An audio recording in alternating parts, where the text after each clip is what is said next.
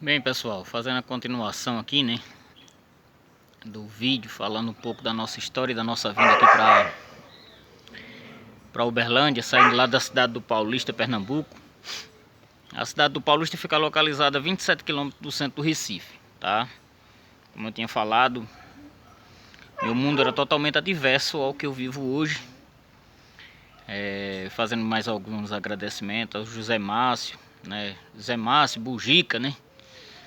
Um grande amigo meu e outras pessoas, o pessoal do comércio do Centro de Paulista, muita gente que me apoiou, me ajudou tanto no meu projeto de lutas, né, com a capoeira e as outras lutas, como também com o meu projeto com a defesa e a causa animal, né? Ajudei muitas pessoas, né? Tem a Amanda lá do bairro do Nobre, não sei se ela ainda continua, mas eu creio que sim, continua com o trabalho lá com os cães, né, resgatando animais de rua, animais em situações de maltrato. E vamos dar continuidade ao contexto da minha chegada aqui em Uberlândia. Cheguei aqui em Uberlândia, né, para trabalhar no Canil do Caçador. Comecei a trabalhar, comecei a inserir meus cães na caça. Tem até um vídeo do Canil do Caçador que tem Canil Gladiador Pitbull Primeira Caçada, tá? Foi a primeira vez que eu levei todos os meus, todos não, né? Alguns dos meus pitbulls para caça ao javali. Então assiste lá, né? Um vídeo antigo lá do canal do Mário, do Canil do Caçador. Lembrando, Canil Gladiador Pitbull Primeira Caçada, Canil do Caçador. Então eu vim pra cá, comecei a trabalhar no canil e fui bem recebido pelos caçadores, né, pela uma grande maioria deles. Mas eu tive um problema, né, que eu achava que eu estava fazendo algo de positivo e estava ajudando, salvando, cuidando, e na verdade eu estava criando um grande problema, não só para mim, como para os animais também. Eu tentei abraçar o mundo e fazer algo, né, diferente. Então na minha chegada aqui eu tive alguns problemas, algum contexto meu particular que eu me perdi no meu foco, na minha direção, e nisso eu fui pagando alguns preços, né?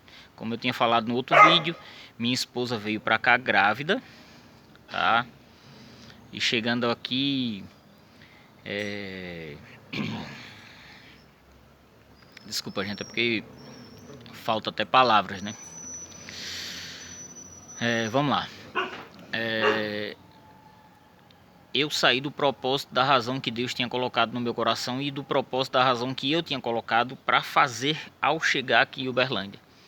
Tomei outras direções, tomei decisões precipitadas, erradas, e não fiz aquilo que eu tinha feito para fazer aqui para Deus e por Deus, né? E nisso a gente começa a direcionar para o caminho errado novamente, né? Então fui perdendo situações, fui fechando portas, fui fazendo coisas negativas somar a minha vida. E uma delas foi que minha esposa perdeu o neném, né?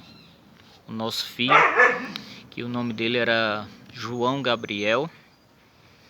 E isso foi uma pancada muito dura para mim.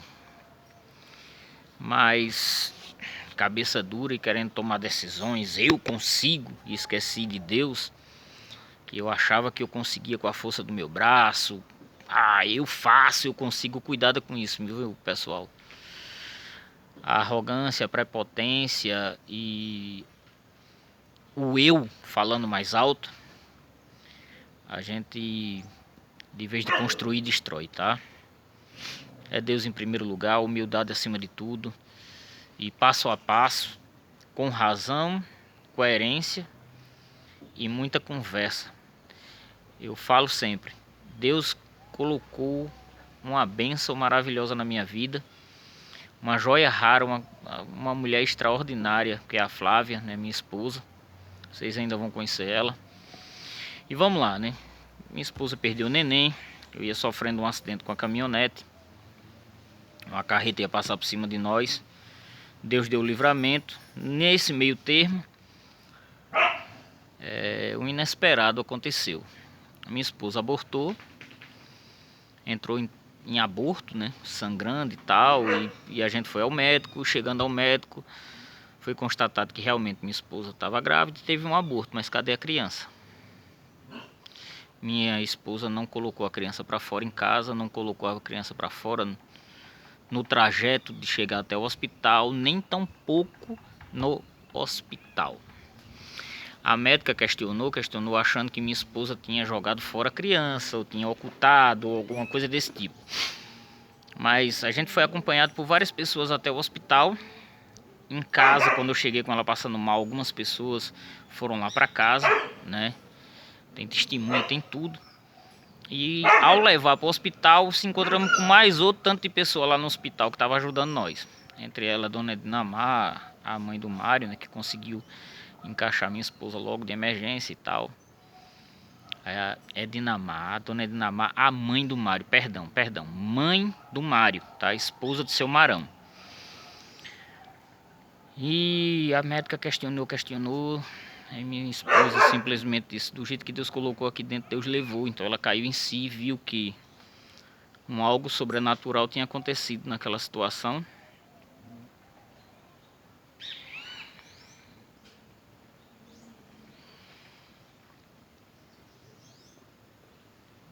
E, e Deus tinha colocado de volta o filho que ele tinha prometido para mim. Tinha levado de volta para ele, né?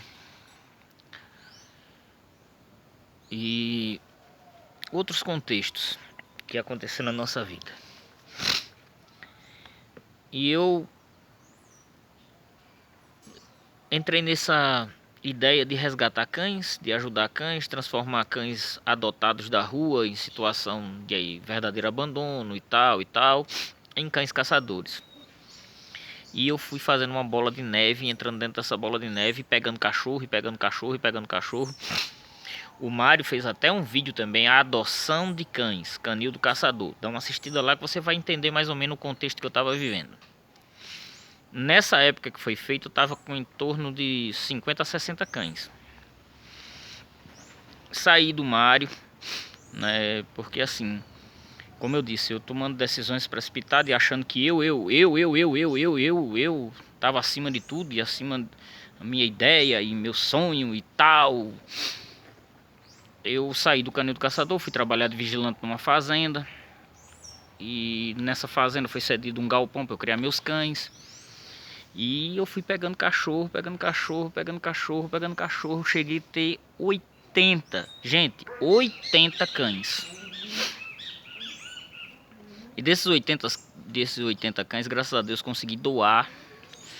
Muitos, infelizmente, partiram, né? Que eu pegava em situação muito debilitado e mesmo entrando com medicação, com a ajuda de veterinário, com tudo, vieram a morrer e foi um contexto assim traumatizante para mim, porque eu vi que assim, eu achando que eu estava fazendo uma coisa boa, proveitosa, na verdade eu não estava, né?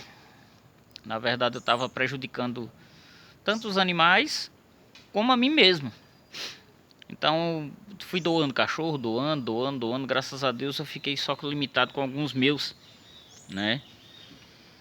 E pessoal, uma das coisas que mais me entristeceu no decorrer disso tudo é trajetos que eu fui fazendo. Eu saí de Uberlândia, fui para Caldas Novas. Agradeço aí a Gilmar, né, por ter me recebido lá na fazenda dele, principalmente ao Helson lá de Caldas Novas, e ao Valtinho, a seu Zico e toda a família do Gilmar e toda a família do Helson aí por ter me ajudado tanto lá na minha passada lá por Caldas Novas. Fiquei um período em Caldas Novas, mas saí de Caldas Novas, fui para Montevidéu por conta de um amigo chamado Seu Tonhão, que ele também tinha um sonho e queria me colocar dentro desse sonho, porque a gente se conheceu pelo WhatsApp devido às doações de cães. Esse vídeo de doação de cão colocou muita gente boa na minha vida que até hoje estão. Tem gente que eu nunca apertei a mão, que eu nunca conheci, tá? Nunca vi, mas viraram parte da minha família, né? Através do grupo do WhatsApp que eu que Deus colocou no meu coração de eu criar num momento difícil também na minha vida, eu vendo que pessoas eram excluídas porque era de regiões diferentes, era de Pernambuco, era do Nordeste, e o contexto de caça lá é outro, aí as pessoas discriminavam, ficavam chacoteando, rindo, dizendo que sai daí, caçador disso, caçadorzinho, não sei o que. E eu disse, poxa, por quê, né, criar uma exclusão, né? E Deus disse, então cria teu grupo e coloca todas essas pessoas junto e ensina como se respeitar e respeitar os animais, né? Gente, ó, ninguém é obrigado a amar nada nem ninguém, tá? Ninguém é obrigado a amar cachorro. Ninguém é obrigado a amar cavalo, amar bicho nenhum, gato, não, não, não, não. Não somos obrigados a amar bicho nenhum, mas somos obrigados a respeitar porque é uma vida, tá? A gente tem que dar a dignidade e o respeito necessário para os animais. Vamos lá, eu tenho um cachorro, ele entra no mato, ele corre, ele levanta o porco, ele acha o porco, acoa, trabalha até eu chegar lá, ele fez todo o serviço para mim. Os outros cães vai lá, segura a garra e eu só vou lá e sangro. Levo para casa o meu alimento, o alimento para os cães. Por que não respeitar um guerreiro desse? Por que não tentar fazer o máximo que eu puder para dar uma vida melhor para esse guerreiro? Meu companheiro fiel, dá a vida por mim, né? Por que não respeitar? Não, amar é outra questão. Tem gente que não ama nem o próximo, nem o ser humano, imagina um animal. Mas respeita, tá, gente? Respeito. A gente tem que respeitar os animais. Foram constituídos e feitos por Deus, né? Para nossa companhia, para nossa alimentação, seja lá o contexto que o animal foi colocado por Deus na terra, até no momento do abate a gente tem que respeitar porque é uma vida, tá? Não maltrata, não machuca, não causa mais dor do que a própria morte já causa. Tudo isso é dignidade e respeito que a gente tem que dar e honra para o animal lá também, porque ele está em combate porque ele não quer morrer, ele quer viver. É certo que o javali virou uma grande praga, nociva ao ser humano, virou um dos inimigos número 1, né? No mundo, o contexto do javali é no mundo, tá, gente?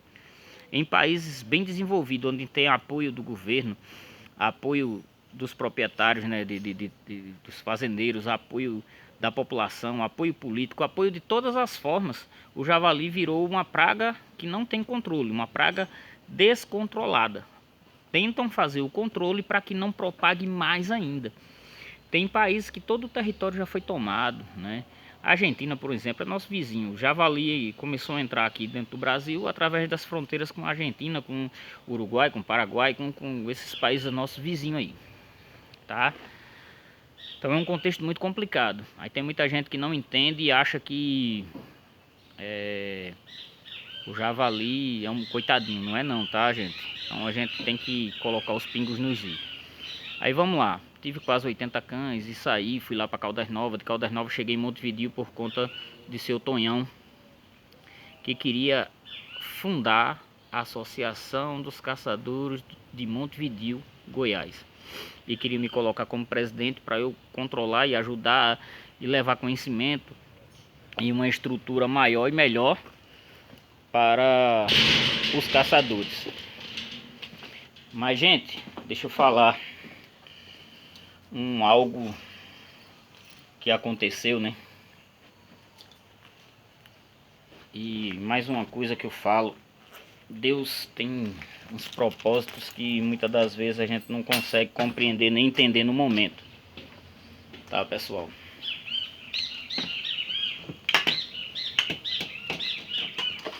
E muitas das vezes a gente é pego de surpresa. E não foi diferente nessa situação com o seu Tonhão. Eu tô colocando aqui o carregador, gente. As coisas ao vivo é assim mesmo, né? Então, pessoal,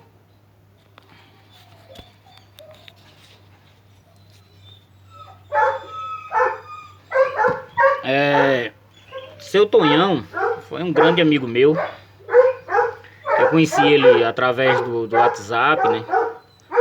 E, pessoal, ao chegar em Montevidéu, eu me deparei com uma situação vendo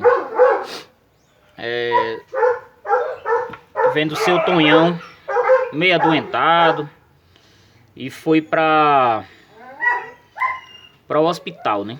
No dia que eu cheguei em Montevidéu, cheguei com alguns cães, outra pessoa que me ajudou pra caramba também é Dimar, né? O pai de Dalvan, o Dalvan também, outra pessoa maravilhosa.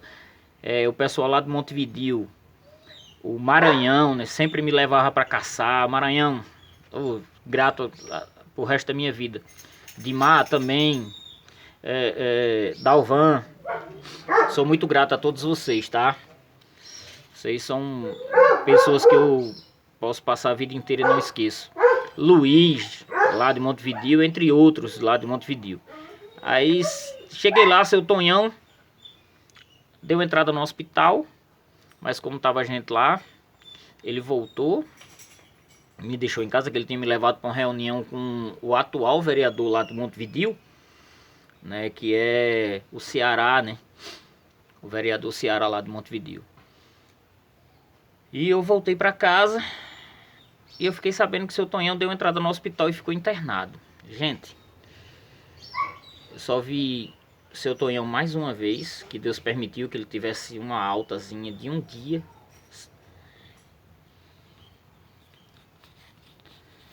E por incrível que pareça,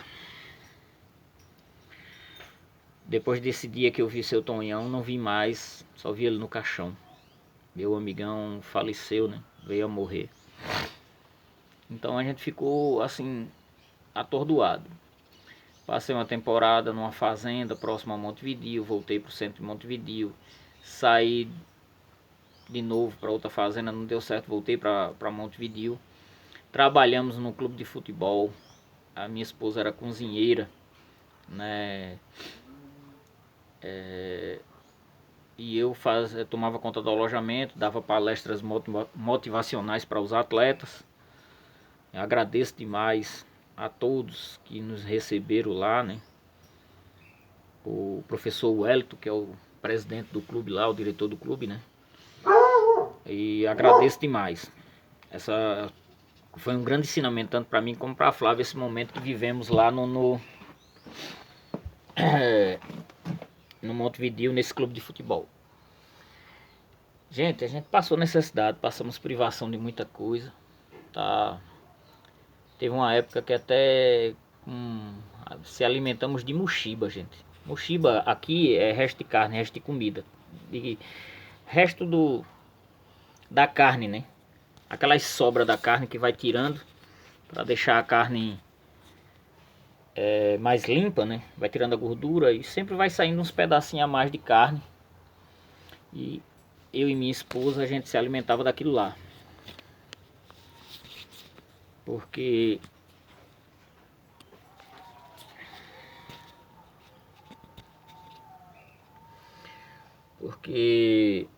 a gente passou um período muito turbulento, né? A gente sem emprego e tal, e com alguns cães. Então as pessoas doavam, né? Dono do supermercado, dono de açougue, doava as carnes para eu alimentar os cães e a gente selecionava as melhorzinhas para nós comer. Não tenho vergonha de falar isso não, gente. Foi aprendizado e fortalecimento, né?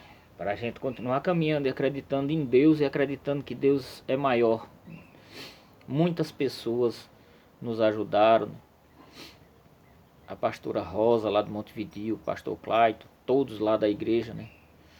Ajudou a gente. Teve algumas outras pessoas que nos ajudaram bastante, né? A gente saiu de Montevidéu, foi para uma fazenda do Adriano Tachinha.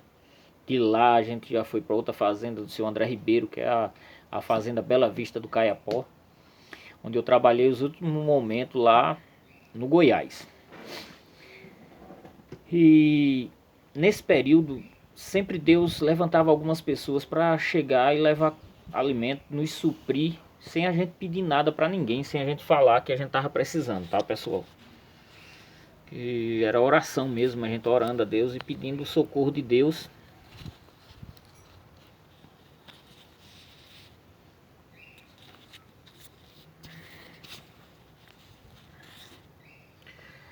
e pedindo o socorro de Deus, e Deus ia provendo as situações na nossa vida.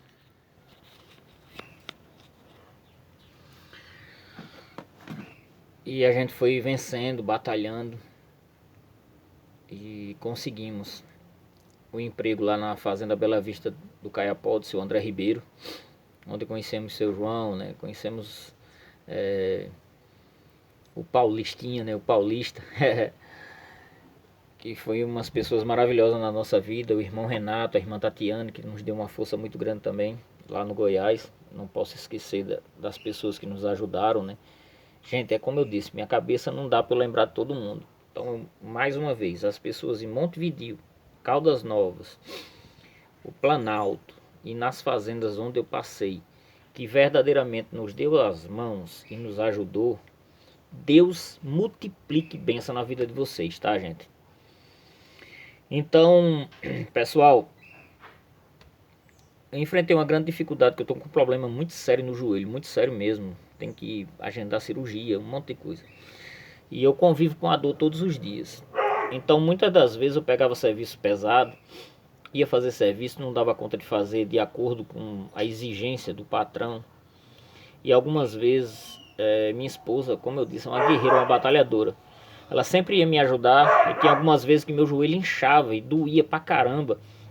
Ela dizia, senta um pouco, que eu vou ajeitando aqui. E ela ficava com a enxada ajeitando alguma coisa e eu me sentava.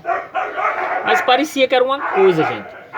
Quando eu sentava, tinha que chegar alguém, ver eu sentado na sombra e minha esposa trabalhando, né? Aí o que é que acontece? Preguiçoso ou aproveitador da mulher. Fui taxado de preguiçoso, foi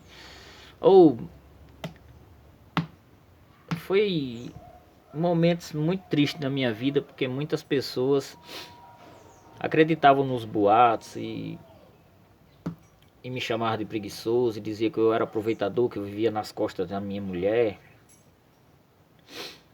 E só eu e ela sabe a luta que a gente passou. Deus colocou um propósito na minha vida novamente de eu retornar para Uberlândia, né? E através daquele hino, né? Quem mandou largar a rede, quem mandou você parar? Volte por mar alto, que no lugar da sua desonra eu vou te honrar. Eu tinha deixado coisas inacabáveis, que eu não tinha feito, que eu não tinha construído nem terminado aqui em Uberlândia. E eu tinha que voltar. E retornei, e hoje eu estou novamente aqui em Uberlândia, e por incrível que pareça, novamente no Canil do Caçador. Projetos e planos de Deus fogem da nossa realidade, da nossa concepção, tá? Então, pessoal, eu estou contando essas histórias para vocês verem que tem hora que não é fácil a gente lutar pelo nosso sonho não, tá, gente? Não é fácil. Se levanta pessoas para nos entristecer, para falar coisa. Já fui chamado de louco, já fui chamado, tu é muito conversador, tu só tem conversa, tu quer ser isso, quer ser aquilo, mas tu não é nada, tu não é ninguém, tu é um preguiçoso.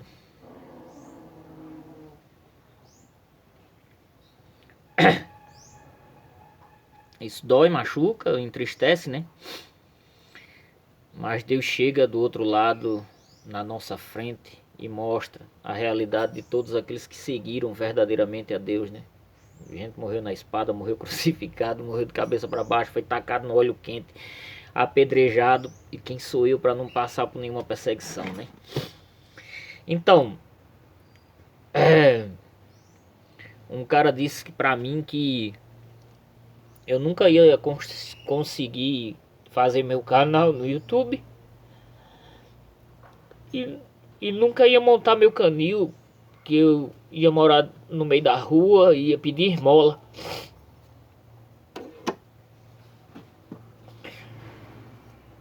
E para honra e glória do Senhor Jesus, o primeiro passo Deus já abençoou, que é o canal aí do YouTube, né? Já consegui alguns materiais para construir meu canilzinho. Humilde, vai ser humilde, tá? Mas vai ser com amor. O que eu quero passar para vocês é o seguinte, gente. Por mais que machuque, por mais que doa, tá? Não desiste do teu sonho. Não baixa a cabeça pra ninguém, nem pra situação, nem realidade, nem nada adverso que esteja na tua vida nesse momento. Eu não sei o problema da tua vida, eu não sei o que é que tá acontecendo com você. Hoje não tá fácil não, tá, gente? A gente é na luta, na guerra mesmo, eu e minha esposa. Eu tô aqui trabalhando no Canil do Caçador, aproveito os momentinhos para gravar o vídeo. Minha esposa tá fazendo faxina pra gente conseguir as coisas da gente, tá? Com muita batalha, com muito suor, com muita luta. Mas é assim, dignidade, respeito, honra, falando sempre a verdade, andando sempre na verdade, humildade, tratando bem todo mundo, respeitando todo mundo. E focar no teu sonho, tá? Foca no teu sonho. Coloca metas e trajetos para você chegar ao seu alvo, que é a construção e a execução do seu plano. Agora deixa eu te falar. Coloca tudo na mão de Deus e coloca Deus em primeiro lugar, até acima da sua realidade, da sua vida e dos seus sonhos. Porque os planos de Deus são maiores do que o nosso, os sonhos de Deus são bem maiores e bem melhores do que o nosso, e os caminhos de Deus são maiores e melhores do que o nosso. O que Deus tem para nós é muito maior do que a gente possa imaginar e planejar, tá? Se a gente se dirige por Deus, por Cristo Jesus, a gente tá bem dirigido e bem direcionado, tá bom? Então, pessoal, situações que ocorrem na nossa vida que é aprendizado, é ensinamento, tá? E alguns dias já se levantou pessoas para me entristecer pra caramba, falar palavras que doeram, né, machucaram. Poucos dias, pessoa que eu achava que era meu amigo, né? E no mais nem menos assim, sem motivo real, se levantou contra mim, disse que não queria nem ouvir o meu nome, me bloqueou do celular e tudo, sem eu ter feito nada contra essa pessoa. Fiz exatamente nada. Deus é testemunha, Deus sabe do meu coração, do meu pensamento. Então por isso que eu não devo satisfação. Mas é só para vocês verem que quando você está chegando perto do seu alvo, da sua bênção, quando Deus já está terminando de preparar o projeto que Ele tem para você, vai se levantar de tudo na sua vida para impedir que isso aconteça, tá? Presta atenção, muitas das vezes aprendi muito agora com o Mário. O Mário me falou um monte de coisas positivas que eu aprendi. Minha esposa é a pessoa que é minha psicóloga, minha psiquiatra, que ela sabe que eu sou meio maluco. Então ela bate de frente, me mostra a realidade, me fala umas verdades. E sempre ela fala isso, e o Mário também falou, dizendo que primeiro para, pensa, remoe, analisa, digere para depois falar ou agir. Isso foi muito positivo para mim, porque tem hora que eu ajo na emoção, tá? E nem Cristo quer que eu faça dessa forma. É tanto que minha esposa falou, o Mário falou, que primeiro eu tenho que pensar para poder agir. Porque na hora da emoção eu quero agir como velho homem. Era na pancada, era na porrada mesmo. Quem me desafiasse a gente via o que é que dava. E só me levou a eu não ter nada, sabe? Me afastou de muita gente. Minha ignorância, minha explosão, minha raiva, minha ira só fez eu me encontrar em situações totalmente isoladas. Então, gente, é isso aí, tá? O básico para nós é agir na razão, não na emoção. A gente amar um animal, cuidar, zelar, ter cuidados e a gente ver se realmente aquilo que a gente está fazendo está sendo bom. Que nem eu peguei 80 cães, passei necessidade, passei privação, os animais também. Então foi aquele contexto que não valeu a pena. Valeu sim, porque de qualquer forma aqueles animais me ajudaram a entender uma situação que eu sozinho não dou conta. Então eu tenho que ter uma estrutura, tenho que ter bastante dinheiro, tenho que ter uma condição muito alta para fazer um determinado santuário ou alguma coisa desse tipo. Até ter cuidado com isso também, para a gente não juntar uma coisa que a gente não pode carregar, tá bom? Agradecer ao Leissandro, que foi me visitar quando eu estava no Goiás. Meu Deus, o irmão Renato da Paraíba. Ai, meu Deus. O irmão Diomar. Gente do céu. Tá todos lá da família Gladiador Pitbull, tá? Pelo apoio de sempre. A Erlei, daqui, né? O Erlei, o Jairão. Ei, gente do céu. Obrigado a todos vocês e até aqueles que eu não falei. Deus sabe quem é cada um de vocês, sabe o endereço, tá? Então uma chuva de bênção na vida de vocês. Então é isso aí, pessoal. Mais uma continuaçãozinha do contexto da nossa vida, né? Da nossa história. E agradeço a todos vocês por paciência. Gente, espera mais aí que vai chegar matérias construtivas.